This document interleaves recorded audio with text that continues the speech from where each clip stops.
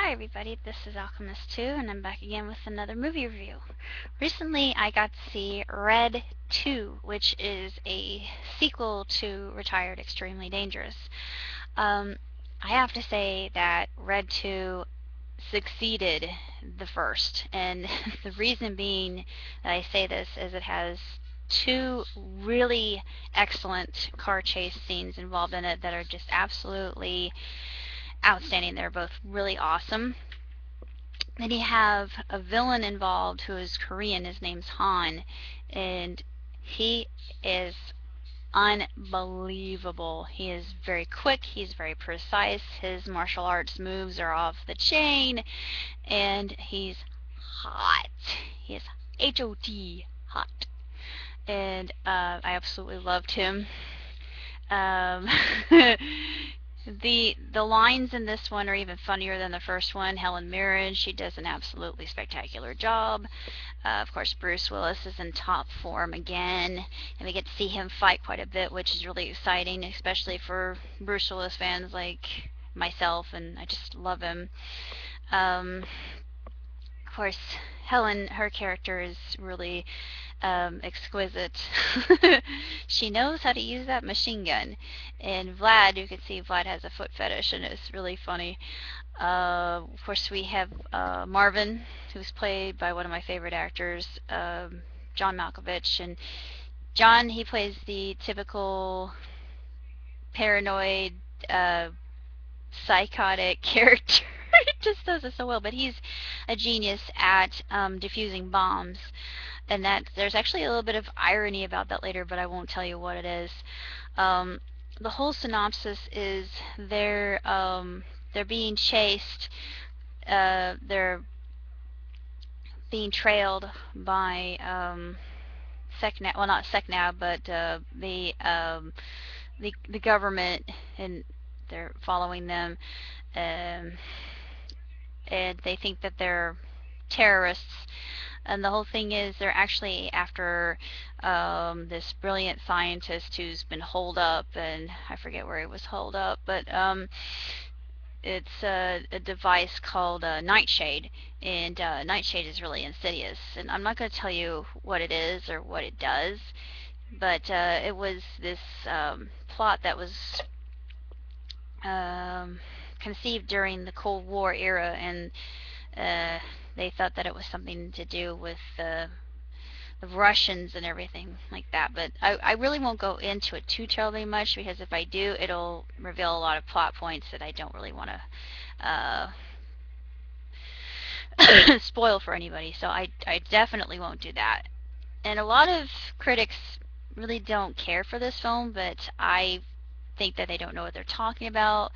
Probably because they haven't seen the first one and they don't know what they're up against, or they just don't really care for this type of film. This is a film that's based on a comic book. I've never read the comic book, but I absolutely love it, and I just think that it is far better than the first one, and it's funnier, it's more exciting. Lines are just absolutely hysterical. Marvin has some of the best lines in the entire film, and at the very end, his character does something that I'm gonna absolutely love him for forever for, and I could just kiss him because of it. It was just amazing, and it was so funny. I absolutely loved him for that, because it was just so out of character for him, and it was awesome. I love the gunplay in it. It's kind of reminded me of Shoot 'em Up a little bit because of that. But Shoot 'em Up is over the top, frenetic gunplay, and Han gets a little bit upset at Frank for something he does. So yeah, it's actually very funny, and they actually show in the trailer, but it's really, they don't spoil it, and it's it's just so funny. And there's a little bit of innuendo too with he and Marvin, and it's just so well executed, and is just just so comedic. And I that's one of my favorite scenes in the entire movie. Besides the chase scenes kicked butt, and then Han and the way he fights. I think he was quicker than Bruce Lee. Just he moves so swiftly, and he's so graceful, and just precise in his movements. It's like watching art. It is absolutely sublime. I give this one 4 stars. 2 thumbs up, definitely. I absolutely adored it, and I was entertained throughout. I wasn't bored. Sure, there were some points that were just a little bit quiet, and if they didn't lag, they added to the storyline, but it kept the film moving forward. And one thing I thought was very interesting that wasn't mentioned before was Sir Anthony Hopkins. And at first you think, oh, he's just this quaint scientist, a little demented, perhaps perhaps he doesn't know entirely what's going on because he doesn't really know who he is or what his purpose is or what he's supposed to do, um, or even why he's there because he's very confused and he's like it's like he has amnesia. Well, he's been holed up for quite some time, so wouldn't you have that kind of problem? He actually, and small spoiler, he does turn out to be the villain, but he just plays the villainous role to a T. He is delightfully twisted and very, very sardonic in his ways. He is very demonic. I mean, he really is in this role, and he's just so entirely psychotic. I mean, just you love to hate him. And when he gets his just desserts, you think, "Good for you. You got what was coming to you." He just Anthony. He plays whatever role he's given just so eloquently and elegantly, and I just absolutely he is one of my favorite, well, other than John Malkovich and Bruce Willis. One of my favorite actors of all time, my favorite actress, Helen Mirren. She's in this, and they just all the chemistry the actors and actresses have, and even the girl who plays Sarah, I absolutely love her. She's just so cute. She's such an innocent little thing, and she actually matures in this one, and I really enjoy that. And just to see her blossom and change and become more suited to her role as part of Red just makes it all that much more entertaining and delicious, I thought.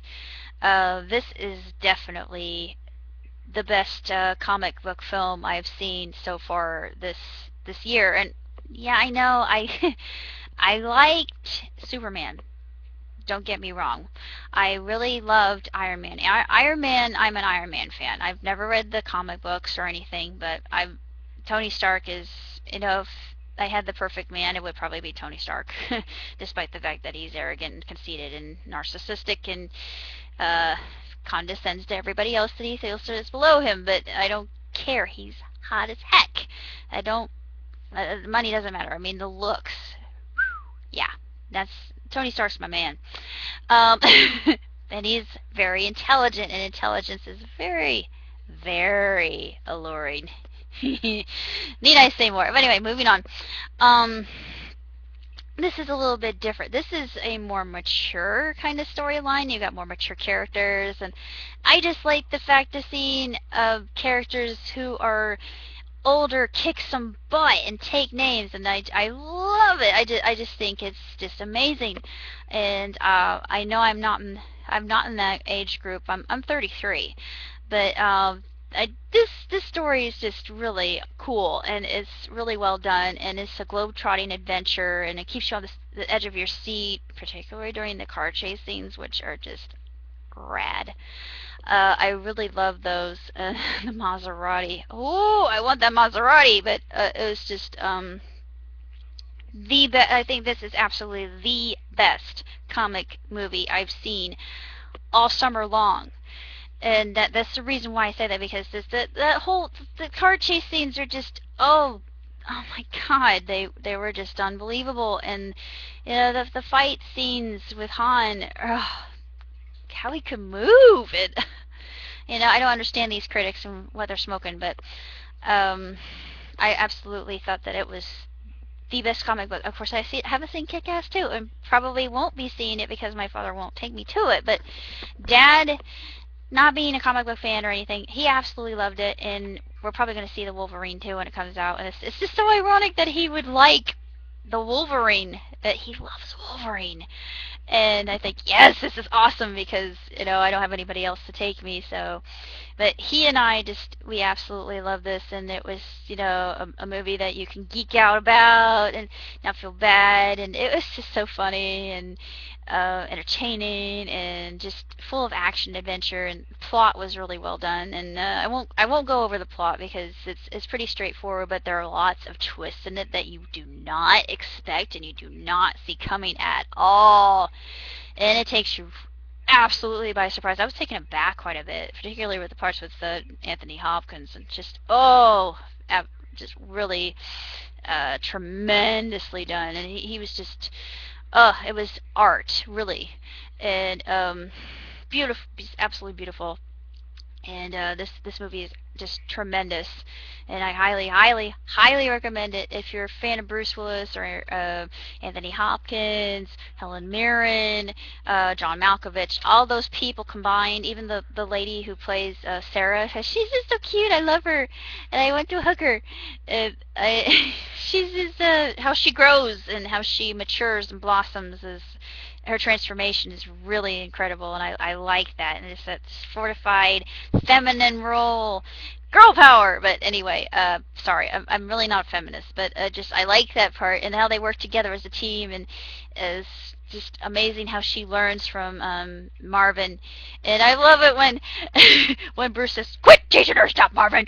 But it's just, he said, Papa Bear. But it was really just a lot of fun, and this is a great summer film, so go see it. It's just kick butt awesome.